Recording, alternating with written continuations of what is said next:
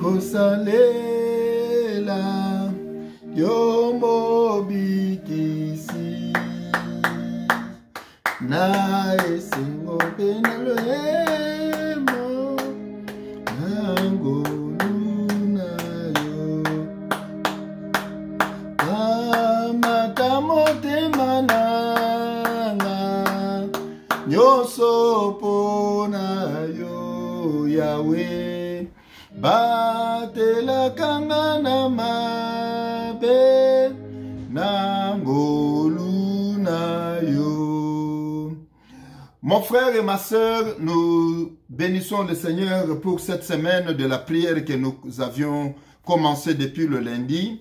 Sinon, le lundi, nous n'avions pas zoomé parce que c'était d'abord la prière personnelle. Aujourd'hui, je viens avec ce thème qui est intitulé « Fais à l'Éternel tes délices et il te donnera ce que ton cœur désire. » Quels sont les délices que tu dois faire à l'Éternel pour cette semaine? Les délices que tu vas faire à l'Éternel pour cette semaine se trouvent dans Philippiens chapitre 4, verset 6. J'aime lire ce verset en anglais, puisque c'est en anglais que je l'écoute bien, je l'ai déjà mémorisé en anglais. Il dit, « Do not be anxious for everything, but by prayer and petition, cast your request on God. God who is faithful, He will give you whatever you will need. You stay silent. » C'est que la Bible dit, ne vous inquiétez de rien, mais en toutes choses, faites connaître vos besoins à Dieu par des prières et des supplications, et l'Éternel vous donnera ce que votre cœur désire. Non, attache-toi à l'Éternel. Fais à l'Éternel tes désirs, tes délices. Mon ami, c'est assez de parler aux gens, c'est assez de se confier aux gens. Tu t'es confié aux gens, tu as fait confiance aux membres de ta famille jusqu'à présent. C'est toi qui connais que tu as les membres de ta famille, mais eux aussi ne te comptent pas. Ils ne te calculent pas. Au lieu de les calculer, calcule Dieu. Fais à l'Éternel tes délices et l'Éternel te donnera ce que ton cœur a désir. Nous sommes dans le livre de 2 Chroniques chapitre 20. Nous parlons du complot que les Ammonites, les Moabites et les Ammons complotaient contre Israël. Un jour, tous ces trois rois, ils se sont mis d'accord pour venir attaquer Israël. Et Josaphat était assis dans son trône lorsqu'il régnait. Il y a un informateur qui vient lui informer que non, pendant que vous êtes ici, il y a trois rois qui se sont complotés contre toi. Le roi des Moabites, le roi d'Ammon et les Ammonites. Lisons la Bible. Après cela, les fils de Moab et les fils d'Ammon, et avec eux des Maonites, marchèrent contre Josaphat pour lui faire la guerre. On vint en informer Josaphat en disant, « Une multitude nombreuse s'avance contre toi depuis l'autre côté de la mer, depuis la Syrie, et ils sont en Hasson Tamar, qui est en Gedida. » Dans sa frayeur, Josaphat se disposa à chercher la face de l'Éternel et publia un jeûne pour tout Israël. Juda s'ensembla pour invoquer l'Éternel et on vint de toute la ville de Juda pour chercher l'Éternel. Josaphat se présenta au milieu de l'assemblée et leur dit de Jérusalem, dans la maison de l'Éternel devant le nouveau parvis. Et il dit, l'Éternel est le Dieu de nos pères. N'es-tu pas le Dieu du ciel? Et ce n'est pas toi qui domines sur les royaumes et les nations? N'est-ce pas toi qui as en la main la force et la puissance et que nul ne peut résister devant toi? Lorsqu'on lui informa que non, il y a des ennemis qui sont en train de venir te combattre, Josaphat ne s'est pas confié sur son argent. Il ne s'est pas confié sur ses alliés. Il ne s'est pas confié sur sa famille. Josaphat n'avait pas fait confiance à un groupe de gens qui disent non, même s'ils arrivaient, ils vont m'aider. Non, Josaphat a cherché la face de l'Éternel. Dans des difficultés, vous êtes en train de traverser un moment très difficile que tu ne sais pas comment t'en sortir.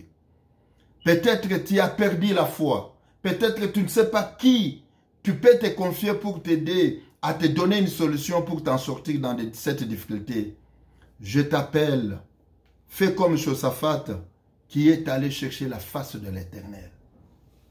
Il a publié le jeûne et la prière. Il a invité tout Juda et Jérusalem. Ils se sont venus devant le parvis, ils ont commencé à prier. Ils ont jeûné. J'aimerais que vous lisez tous ces chapitres, puisque c'est par là que vous allez comprendre que la prière d'un juste sauve. Il y a une puissance lorsque le juste parle. Il y a une puissance lorsque les justes se mettent à genoux pour invoquer le nom de l'Éternel.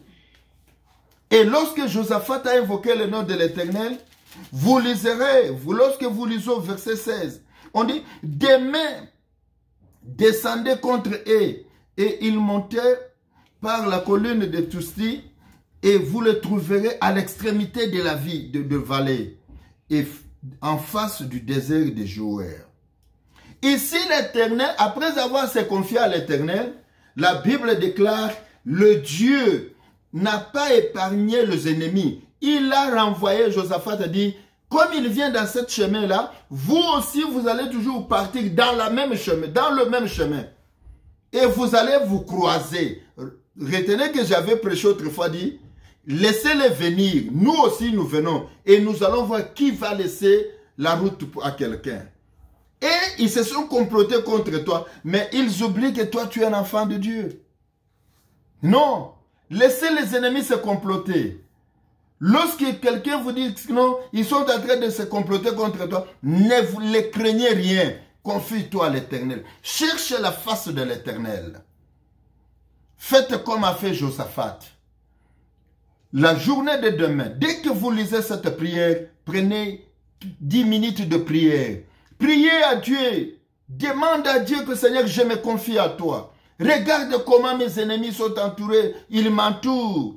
Ils me cherchent. Ils cherchent à m'ôter la vie pendant que je ne connais rien que je les ai fait. Défends ma cause.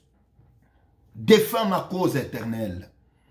Défends ma cause car ne laisse pas ces ennemis triompher sur moi. Sinon ils vont me demander où est leur Dieu. Où est ton Dieu? Défends ma cause.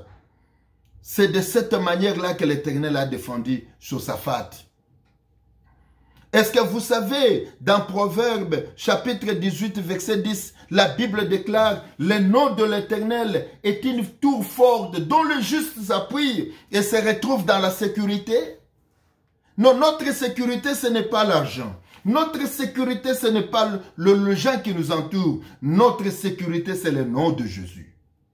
Le nom de Jésus. Puisque Jésus dit, ce qui est dans ma main, personne ne peut le ravir.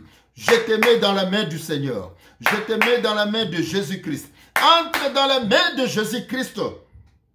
Malgré, peu importe la situation que tu traverses, cette nuit, ce soir, l'Éternel va entrer dans le camp de tes ennemis et l'Éternel va le ravager et tu verras la délivrance comme a vu Josaphat. Je sais que des fois, à cause de la situation que tu traverses, tu as manqué à faire confiance à l'Éternel. Non, moi je vais prier pour toi. Ensemble avec toi, aie confiance à l'Éternel. Appuie-toi sur l'Éternel. Le nom de l'Éternel est une tour forte, dont le juste s'appuie et se trouve dans la sécurité. Tu t'appuies sur qui et sur quoi lorsque tu traverses une période très difficile? Je te montre Jésus. Je vais prier pour toi. Peu importe la situation que tu es en train de traverser cet après-midi, pour toi, confie-toi, répète avec moi cette prière et parle à Jésus. Dis Seigneur, le Dieu des pasteurs Cédar, je vais voir le miracle et tu vas glorifier le Seigneur. Laisse-moi prier pour toi. Seigneur notre Père Dieu de gloire, je bénis mon frère et ma sœur qui m'écoutent maintenant, qui traverse une période très difficile dont il ne sait pas comment s'en sortir. Peut-être à cause de moyens, peut-être faute de moyens, peut-être faute de connaissances, il se trouve dans une situation dont lui-même est englouti. Non Seigneur, il est écrit, là où la pensée de l'homme se limite, celle de Dieu commence.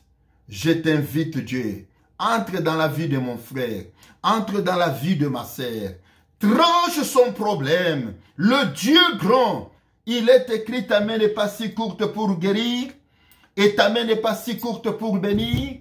Dieu, tu es capable de faire au-delà même de ce que nous ne croyons pas.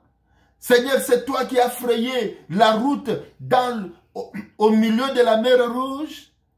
Seigneur, personne ne peut pas faire ça, mais tu l'as fait pour montrer que tu es grand.